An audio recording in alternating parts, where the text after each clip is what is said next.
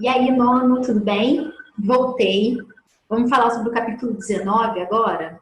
A gente continua falando sobre a Ásia, tá? Capítulo 18, a gente falou sobre as questões, as características naturais do continente asiático. E agora a gente vai falar sobre sociedade e economia, tá? Como funciona a demografia, quais são as características econômicas dos principais países representantes. Tudo bem?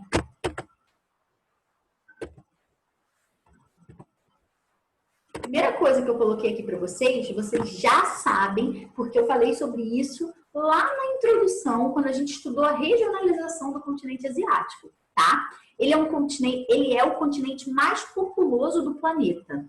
Gente, com aproximadamente 4,5 bilhões de pessoas, tá? Isso representa mais de 60% da população mundial. Mais da metade da população mundial está no continente asiático. Então, a gente precisa estudar isso, tá? Por ser um continente em que a maior parte dos países tem uma economia subdesenvolvida, ele tem que lidar com vários desafios, né? Dependência externa, baixa renda per capita. Quando eu falo de dependência externa, eu estou falando de dependência tecnológica, eu estou falando de dependência comercial, tá? Mas, além disso, o continente ainda tem que lidar com a questão da explosão demográfica desigual. Como assim? Eu falei que é o continente mais populoso, né, do mundo. Sendo que isso ocorre de forma bem distribuída, todo o continente tem uma grande população? Não. Alguns países do continente asiático concentram essa explosão demográfica, enquanto outros continentes possuem um grau equilibrado, né? Possuem um crescimento equilibrado, demográfico equilibrado. Quais são os países que concentram dentro do continente asiático esse grande índice populacional? A gente já tinha falado, China e Índia, né? Com a Índia podendo ultrapassar a China nos próximos anos, né? A tendência é que a Índia ultrapasse devido às políticas de contenção do crescimento demográfico que a China tomou. Que é o que a gente vai ver agora, né? A famosa política do filho único tomada pela China. Coloquei aqui o quadrinho para vocês. Essa medida, ela terminou em 2015, tá? Então, ela ficou mais de 30 anos em vigor. Perdão. Começou lá em 1979, obviamente, para conter essa explosão demográfica que existia no país, né? Como o país com o maior crescimento populacional, com essa grande explosão demográfica, a ideia da política do filho único era conter. Era diminuir a taxa de natalidade. E aí houve a obrigação de que os casais só poderiam ter um filho, tá? Mas haviam exceções já nessa época. Mesmo quando ela foi criada, já haviam exceções. Por exemplo, as minorias étnicas não precisavam obedecer esse critério, porque se ela já está em minoria, se aderissem à política do filho único, poderiam entrar em extinção, né? Não existiriam mais representantes dessas minorias étnicas. Casais de zonas rurais eram isentos se o primeiro filho fosse menina, né? Aquela ideia do trabalho pesado, ficar mais para o homem e tal, por isso foi permitido na zona rural. A verdade é que dentro da cultura chinesa, o homem ele tem muito mais importância, né? O desejo do filho homem é muito maior. Eles possuem uma cultura também de que é o homem que é o provedor da família e de que quando os pais envelhecerem, é o homem que vai cuidar desses pais durante, né, essa fase, enquanto eles são idosos. Mas isso foi permitido primeiramente na zona rural, tá? Em 2008, começaram vários escândalos, gente, de abortos forçados. Em 2012, teve um caso muito emblemático que foi de uma mulher de 23 anos que foi obrigada a abortar aos 7 meses de gravidez. Isso gerou uma repercussão mundial muito grande. Em 2013 começa uma mudança, tá? Os casais poderiam ter até 2 filhos, se pelo menos um dos pais fosse filho único já. Então, assim, na segunda geração já poderia ter 2 filhos. Eu sou filha única, meu marido é filho único, e aí agora a gente pode ter 2 filhos, senão a nossa família vai ficar desse tamanhinho. A ideia era essa. E aí, em 2015, a política foi realmente abolida e todos os casais poderiam ter 2 filhos. Não é, pode ter 5, 7. Não. Foi permitido que se tivessem 2 filhos, tá? Gente, coloquei aqui para vocês mais um quadrinho de curiosidade, né? Mais uma vez, ele fala das exceções da área rural e das minorias, mas fala também sobre as multas, tá? O que aconteceria com um casal que fosse contra o governo e quisesse ter mais de um filho? Ele pagaria multa. Coloquei aqui para vocês, ó, a penalidade varia de acordo com a província de origem e a renda de quem cometesse esse crime, né? No ano passado, a mídia local relatou o caso de um casal rico que pagou 440 mil, o que corresponde a 1,3 milhões pelo segundo filho. Gente, muita coisa. Esse censo foi no finalzinho de 2015. Então, em 2014, no caso, né, logo, coitados, um pouco antes da lei se extinguir, eles pagaram essa fortuna para poder ter o segundo filho.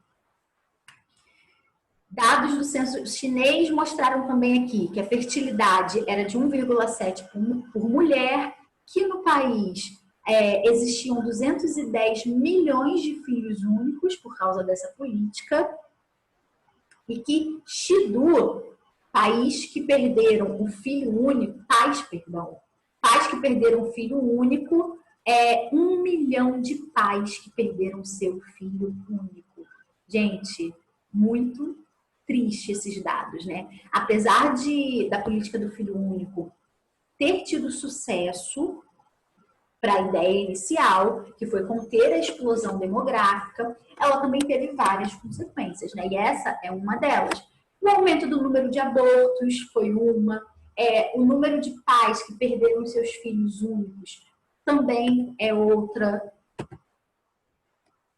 Coloquei aqui para vocês, ó, consequências. Ao atingir seus objetivos, essa medida teve efeito, né? Ou seja, houve a redução da taxa de natalidade, do número de crianças, só que isso fez também com que reduzisse, obviamente, né, nos anos seguintes, o número de jovens e de adultos. Gente, os jovens e os adultos, né, compõem a PEA, a população economicamente ativa. Então, houve uma redução da PEA, houve uma redução da disponibilidade da força de trabalho, tanto na zona urbana quanto na zona rural, tá? A zona rural, inclusive, foi ainda mais afetada, porque além dessa redução da PEA, ela ainda sofreu com a questão do êxodo rural. Então, faltava mão de obra para o campo. As consequências, né, além do aumento do número de abortos, dos pais que perderam os filhos únicos, teve a questão da diminuição da população economicamente ativa, o envelhecimento da população, né? O país se tornou um país de idosos. E, além disso, essa política gerou um grande descompasso entre o número de homens e de mulheres, né? Eu já tinha falado para vocês que a tradição, né, que a cultura chinesa opta pelo filho homem. Então, muitas meninas foram abandonadas e até mesmo mortas, né? Quando os pais descobriram que era mulher, matava essa criança para poder tentar ter um filho homem. Ou então elas eram abandonadas. Muito grave isso. Outra coisa que a gente pode falar do continente asiático, gente, é que ele é populoso, mas a gente não pode dizer que ele é povoado. Qual a diferença entre populoso e povoado? Eu já comentei sobre isso também com vocês quando a gente estava falando sobre Rússia, nos módulos aí atrás.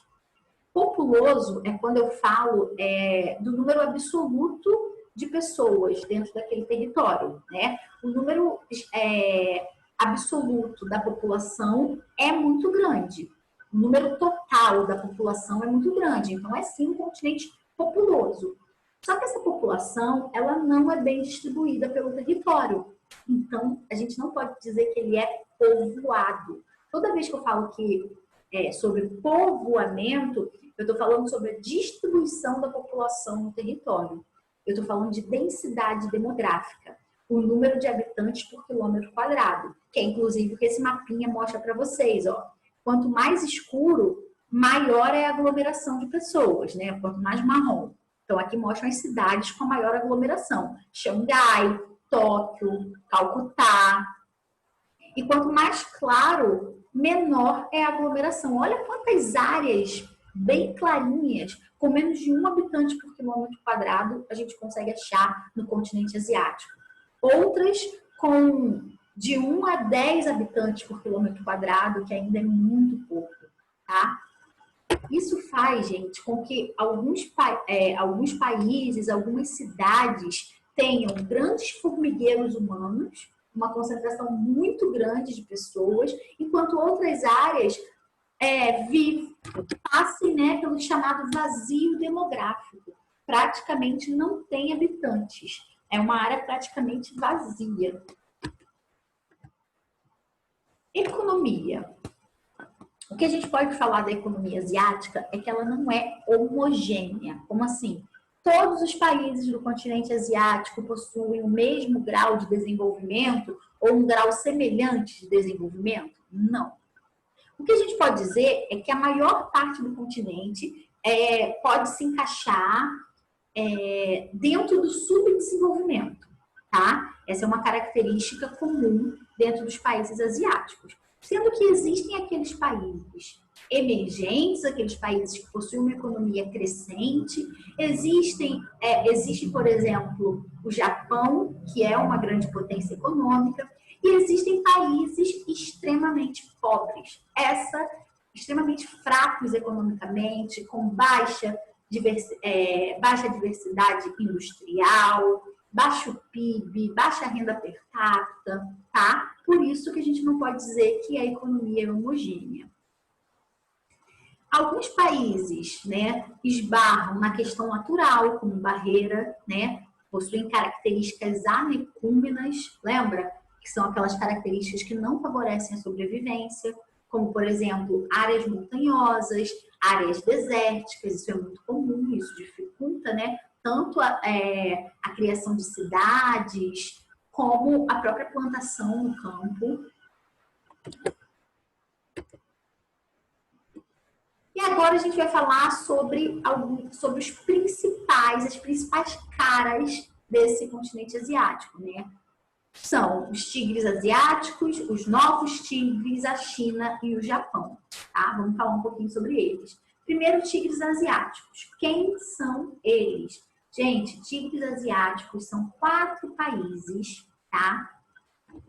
Do Sudeste Asiático, Coreia do Sul, Taiwan, Hong Kong e Singapura, que receberam esse nome pelo fato de terem tido um grande crescimento econômico e industrial após a década de 70. Esses países mudaram totalmente a estrutura da sua economia, né? Eles produziam basicamente produtos primários voltados para o mercado interno e a partir da década de 70 tiveram um crescimento industrial absurdo, produzindo principalmente para o mercado externo. Ó, como eu tinha dito para vocês, aqui está a localização dos países no mapa, tá? Sudeste Asiático. São chamados assim devido ao acelerado crescimento industrial da sua economia a partir da década de 70. Crescimento esse que foi possibilitado por algumas características. Quais, gente? São essas sublinhadas aqui. Baixo custo de produção, mão de obra barata, incentivos fiscais. Tudo isso atraíram empresas multinacionais, empresas estrangeiras, principalmente do Japão, tá? Os tigres asiáticos foram a periferia imediata do Japão, Então, quando o Japão precisou expandir a sua produção, precisou de novas áreas, quis baratear a sua produção, ele levou boa parte de suas empresas, né, ou do processo, algumas partes do processo de montagem, por exemplo, das suas empresas para os tigres asiáticos, que aí eles conseguiam mais espaço, eles conseguiam baratear a produção por causa desses quesitos, né? Baixo custo, mão de obra barata, incentivos fiscais, e esses produtos eram voltados para exportação, ok? Gente, por que do nome tigre asiático, né? O tigre, ele é um animal característico da região. Vocês podem ouvir falar também dragões asiáticos, também é comum esse termo. E se refere, essa comparação é feita por causa desse crescimento industrial que foi muito rápido, que foi feroz, inclusive, né? Que foi forte demais. Então, toda essa analogia é feita ao tigre, né? Um animal rápido, um animal forte, um animal feroz, tá bom? Plataforma de exportação, gente. Plataforma de exportação foi o método de desenvolvimento dos tigres asiáticos. Foi a maneira com que eles conseguiram, a partir da década de 70, ter esse grande crescimento industrial, tá? Eu falei para vocês que esses países receberam investimentos de empresas multinacionais, né? Que se aproveitavam de todas aquelas condições que nós demos. Isso é conhecido como plataforma de exportação. São áreas que possuem atrativos, que possuem benefícios e que atraem empresas estrangeiras, empresas multinacionais. Sendo que o que é produzido ali dessas empresas estrangeiras não fica para o mercado interno, a grande maioria, né? A grande maioria é voltada para a exportação. Vai de volta para outros países, né? Para o país de origem e para outros países.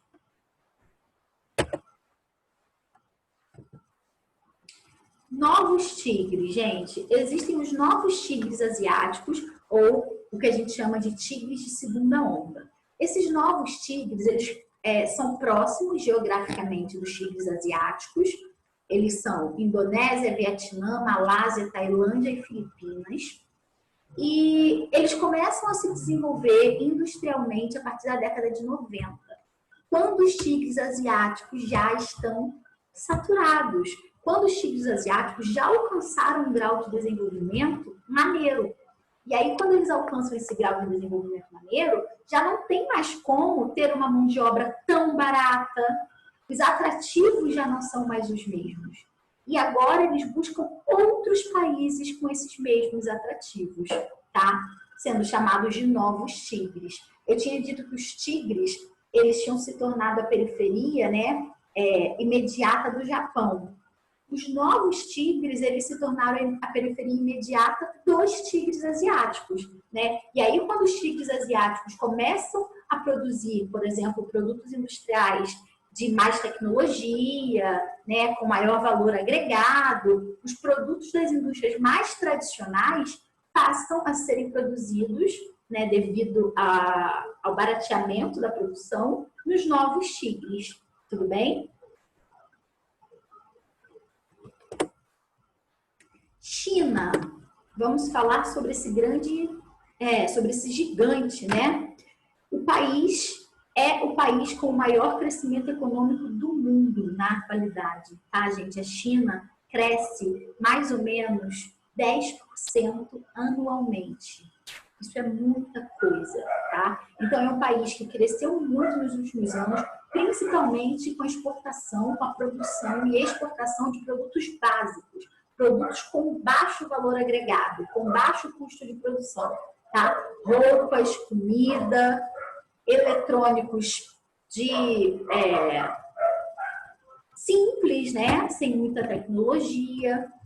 A China, gente, ela vive um sistema econômico diferente de todos os outros que existem. A China vive o que a gente chama de socialismo de mercado, tá? O que é o socialismo de mercado? o país possui ideais socialistas e um Estado que toma medidas socialistas de controle social e etc., mas que possui características capitalistas na comercialização, né, na indústria, no mercado. O que é isso? Coloquei aqui para vocês exemplos, né, desse socialismo de mercado. Controle político através de um partido único, o que é comum no socialismo. Controle social, realizado pelo governo, característica socialista. Controle de preços, de salários, de sindicatos, característica socialista. Mas, olha a economia. Estímulos voltados para a instalação de multinacionais. Incentivos fiscais, mão de obra barata. Ideal capitalista. Então, essa é a ideia. É um Estado socialista, mas com uma economia capitalista. Sendo que essa economia capitalista, ela é controlada, né, obviamente, por esse Estado. Ela não é totalmente livre. Não existe essa livre concorrência que a gente vê nos países capitalistas, né?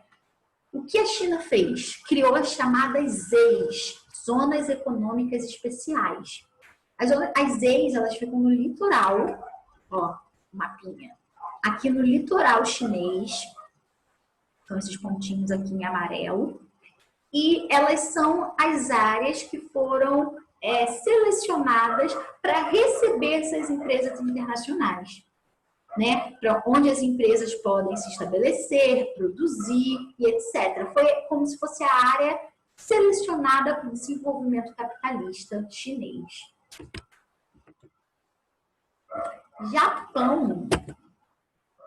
Gente, o Japão é uma potência econômica, diferente da China. Ele cresce através da exportação de produtos de alta tecnologia, tá? É um país que investiu muito nas áreas de pesquisa científica, nas áreas de desenvolvimento tecnológico, nas áreas de pesquisa médica, tá? E que hoje é uma potência, tem um IDH semelhante ao das grandes economias mundiais, dos grandes países desenvolvidos do mundo. E ele conseguiu isso através do que a gente chama de milagre japonês. Por quê? Gente, pós-Segunda Guerra, né? Pós-1945, o Japão ele sai destruído da Segunda Guerra, lembra? Com as bombas de Hiroshima e Nagasaki. Destruídos economicamente, fracos politicamente, e eles precisam se reerguer. E eles conseguem se reerguer já na década de 60. E a gente chama esse período de milagre japonês, porque ele consegue reerguer sua economia, se restabelecer na geopolítica mundial e se tornar uma potência até na década de 90, né? Como que ele conseguiu isso? Primeiro, grandes investimentos estadunidenses. Porque, gente, Estados Unidos foi o responsável, né, pelo grande desastre, pelas bombas de Hiroshima e Nagasaki. Ok. Mas, pós-Segunda Guerra, era a Guerra Fria. O que os Estados Unidos queriam? Conter o avanço socialista da União Soviética, da China, né, que estava ali também próximo ao Japão, e aí ofereceu uma ajuda financeira chamada de Plano Colombo. Essa ajuda financeira ajudou bastante para que o território japonês conseguisse se reerguer, né? Além disso, a gente pode somar a mão de obra relativamente pouco remunerada, né? Mão de obra barata, extremamente disciplinada. A gente pode destacar os investimentos em educação, tá? Esse negócio de mão de obra disciplinada, gente, é muito característico de todo o continente asiático. Dos tigres, da China, do Japão. Isso favorece, óbvio, né, o crescimento industrial e econômico. Terminamos. Muito obrigada. Galera, é óbvio que a gente teria muito mais coisas para falar sobre China, sobre Japão, mas vocês vão voltar a ver esses assuntos. Essa partezinha aqui é uma parte introdutória, tá? É o básico, é aquilo que você tem que lembrar. Quando fala de China, eu lembro de quê? Socialismo de mercado e ZEIs. Quando fala de Japão, eu lembro de quê? Eu lembro do investimento em educação, da alta tecnologia, do milagre econômico, tudo bem? Do milagre japonês, do milagre da economia. Então é isso. Quando eu falo de tigres, aqueles 4 países que conseguiram um desenvolvimento industrial através da plataforma de exportação. É isso que vocês precisam saber por enquanto, tudo bem? Depois a gente vai estudar cada um desses países direitinho, tá bom? Beijos, obrigada e até a próxima.